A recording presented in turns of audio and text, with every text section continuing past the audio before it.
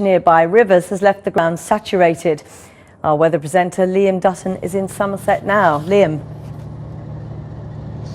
Thanks, Jackie. Well, I'm here at the Northmoor pumping station, and you can see and hear behind me a number of emergency pumps frantically working around the clock to take the floodwater from the levels and pump it out into nearby rivers. Now, I've spent the day here, and it's simply a case of water as far as the eye can see. And the residents here have had enough, and they want something done right now.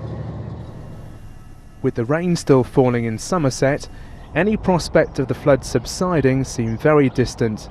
But while locals may be powerless against what nature delivers, there's anger here at how the flooding is being managed. The Environment Agency has around 70 pumps like this one working around the clock, extracting floodwater from fields into nearby rivers. But some locals say this is simply not enough. Many here believe that the floodwater would be draining much quicker if the rivers were dredged. What we need is a long-term solution, because this is the second time we've had a 100-year event in 2 years. We didn't learn from last time. We didn't get the level waters down before Christmas as quickly as possible. We didn't get the pumps in. Environment Secretary Owen Paterson, whose department has been criticised for its slow response, paid a visit to the Northmoor pumping station, greeted by protesters. I have asked all the interested parties to give me a concrete plan in 6 weeks' time which will provide satisfaction over the next 20 years. Now, that may well involve dredging the two main rivers, but also will involve clear long-term plans to hold water back long-term, more planting, more suds further up, and possibly a barrage further down near Bridgewater. In the meantime, it's down to the weather and the pumps. Hundreds of thousands of gallons of water are being extracted from across the floodplain, but still, there's water as far as the eye can see. James Hall farms here, or at least he would, if his fields weren't under several feet of water. So the normal flood area will be back right where you see the tree line, right onto the moors. And obviously this year, it's all the way up to the farm. We shouldn't be anywhere near there. The Somerset levels have always flooded, but rarely has the water come this far, and you only need to take a look at the rainfall statistics to see why. In the first 15 days of this month alone, England has seen 97% of its average January rainfall. We flooded last weekend. We were pumping all day on the Saturday night and the Sunday, and we lost the battle on Saturday night. Julie Shovel has been forced to move into rented accommodation after her house was flooded by contaminated water.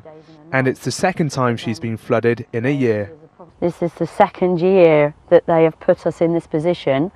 This is our dream house, was our dream house. With what they've done to us now, they've taken away. I would actually ask him to buy our house off us, drown and flood the whole lot, or start being sensible, dredge the rivers, make them like they used to be 30, 40 years ago. The Environment Agency insists that widespread flooding would have happened whether or not the rivers had been dredged. That's undoubtedly true, but for locals who are facing homes and livelihoods damaged by the floodwater, how quickly this saturated landscape can be drained is crucial. Liam Dutton reporting there. So while people may accept the British rain as an inevitability, others say more action from government might have helped prevent some of the devastation. Furious critics point to a 41% cut in the budget for preparing the UK for the impacts of global warming. Today's row, though, focuses very sharply on spending on flood defences. It's a complex area, even for the government. Secretary of State Owen Paterson has long claimed that this government spends more on flood defences than the previous Labour administration did. But a fortnight ago, a junior minister admitted to Parliament, "I would also like to take this opportunity to correct the record." Further analysis has identified some minor inconsistencies in the figures previously provided. So, government spend on flooding is predicted to be down slightly compared with spending between 2007 and 11. But the government say that when you include the £148 million in private investment they've attracted, spending is higher overall. For many, though, no matter how you look at it, government is still not spending enough. Last week, the Independent Committee on Climate Change warned that government should be spending £500 more than it plans to over the next 25 years to improve our flood defences. Matt. Jackie. Well, we did ask the Department of the Environment and the Environment Agency for interviews. No one was available. But from Somerset, we are joined by Bryony Sadler from the Flooding on the Somerset Levels Action Group, or FLAG, and in Westminster is the Conservative MP and Chair of the Environment Committee, Anne McIntosh. Welcome to you both. There you are. Let's start with you, Bryony Sadler. So we had, there we are, sorry. Bryony Sadler. So you had the Secretary of State visiting you today, I think for 30 minutes. Were you reassured by his visit, by what he said?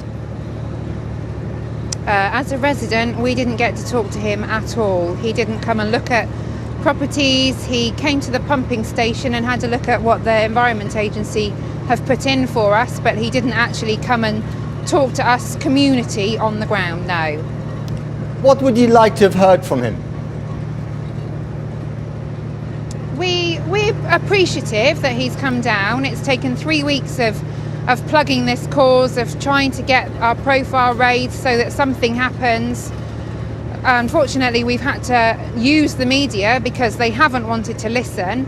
But we've got here today and it was a great success for us. But on the back of that, we're still feet and feet underwater. Our lives are still upside down. And I don't think he really got a true picture of what it's like to be in this situation. Let's turn to Anne McIntosh at Westminster. Is this about Mother Nature basically dealing us a terrible blow, and even if they had dredged the rivers, they would not have been able to cope with this amount of water, or could more have been done? Well, I think the water is of biblical proportions, and we all feel for those who have been flooded, both their properties and their farmland. Can I just say two things? The drainage boards have responsibility for dredging at low water courses, but where it's a main river, like I understand the River Parrett is, then it is for the Environment Agency to do that. But we're proposing that the pilot schemes that the government have allowed should go forward then across the country, enabling farmers to dredge and drainage boards to dredge these main rivers to keep them clear of all vegetation, to allow the water to flow in times of flood and in times of general weather conditions. The other thing, I do hope that Somerset can benefit from a project like we have in my own area of the Pickering Slow the Flow project, where we're storing the water upstream by felling trees and creating mini dams and planting trees, and it's slowing the flow into Pickering. But just to be clear, Anne McIntosh, has money actually been cut from the dredging of rivers? We are trying to establish the overall budget following the report we had in July, the evidence session last week. We hope to have the figures this week to place in the public domain from the department. But we do know that cuts have been made to the department, cuts of something like 40%, which is a huge amount of money. I mean, do you think they made the wrong cuts? Could they have foreseen where these cuts shouldn't have been made?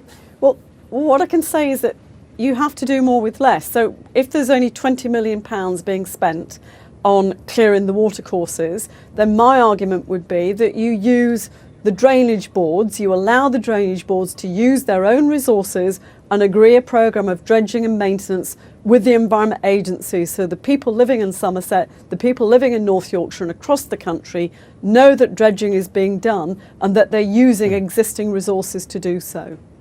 Bryony Sadler, if I could return to you. I mean, I don't know whether this has occurred frequently in your neck of the woods. If it carries on like this, will you consider moving somewhere else?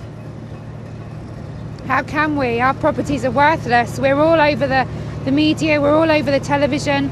Somebody came the other day to look at a house around here and the film crews told them to ask for a half in reduction of the price. You know, even our insurances are all going to go up this year. It all needs to be addressing. This isn't a one-off 100-year thing now. This is going to be, until they do something, which I hope they do now, this is going to be an ongoing situation. And just a quick last question to you, Anne McIntosh. Are you going to call the Secretary of State and basically say you got your cuts wrong, you've got to economise elsewhere? We will take an informed view on the basis of the actual figures once they come into our possession. We have been asking for these figures for some time and we would like to analyse them more closely. We will take an informed view. Got to leave it there. Anne McIntosh, Bryony Sadler, good luck to you. Thanks very much. Thank you. Jackie.